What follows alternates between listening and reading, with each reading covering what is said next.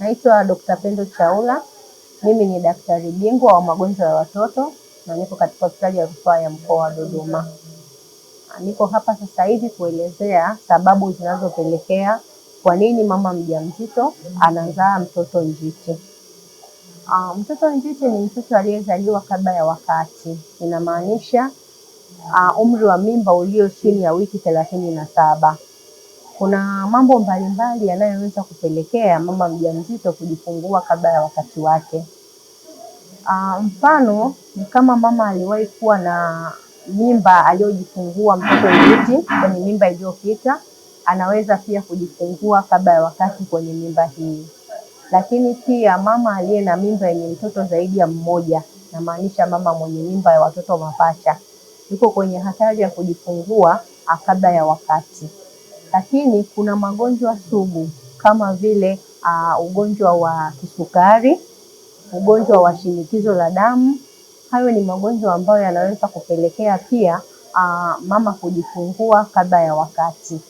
Lakini pia maisha ya stress, utumiaji wa vilevi na madawa ya kulevya yanaweza pia kupelekea mama mwenye mimba kujifungua kabla ya wakati. Lakini wakati mwingine kuna shida kwenye kizazi na mlango wa kizazi zinazoweza kupelekea mama kujifungua kabla ya wakati. Kwa mfano, mama anaweza kubeba mimba ili hali kwenye kizazi kuna vimbe. Hiyo inaweza kupelekea mtoto akashindwa kukua vizuri na mama akajifungua kabla ya wakati. Lakini kuna magonjwa pia, mfano UTI na magonjwa mengine ya kuambukiza kama kaswende, virusi vya ukimwi yanaweza pia kupelekea mama akajifungua mtoto kabla ya wakati. Dalili za hatari ambazo mama mjamzito akiziona anapaswa kuwahi haraka hospitali ni kama kutokwa na damu, kumwagika kwa maji, kuona giza, kusikia maumivu ya tumbo, kichwa kuuma. Ni vizuri mama mjamzito anapojigundua tu amebeba mimba kuhudhuria kliniki. Kuhudhuria kliniki kutamfanya yeye aweze kupata usaidizi wa karibu na elimu ya viashiria vya hatari. Kuhudhuria kliniki kutamfanya yeye aweze kupimwa shinikizo la damu na kupatiwa matibabu kama mama ana changamoto ya shinikizo la damu, ambayo ni sababu mojawapo ya yeye kujifungua kabla ya wakati. Lakini pia anapohudhuria kliniki ya wajawazito anaweza kupimwa kisukari, lakini anaweza kupimwa wingi wa damu. Pia anaweza kupimwa maambukizi kama HIV pamoja na kaswende na kutibiwa au kupatiwa matibabu endapo inaonekana kuna changamoto. Kwa hivyo ninamshauri mama mjamzito pindi anapojigundua ana mimba ahudhurie kliniki na kupewa taratibu za kufuata. Atapewa dawa kinga, atafanyiwa vipimo na atafundishwa kuhusu dalili za hatari.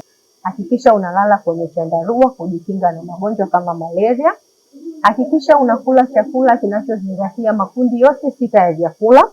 Lakini pia hakikisha hautumii pombe wala uvutaji wa tumbaku.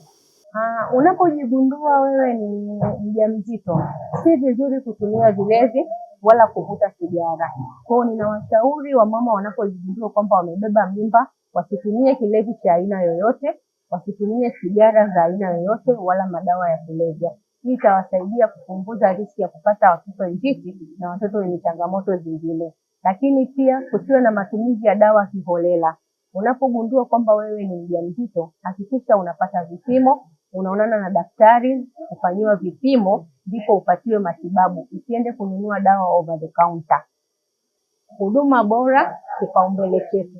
Sisi ni ndugu namba 1 wa mgonjwa. Karibu tukuhudumie.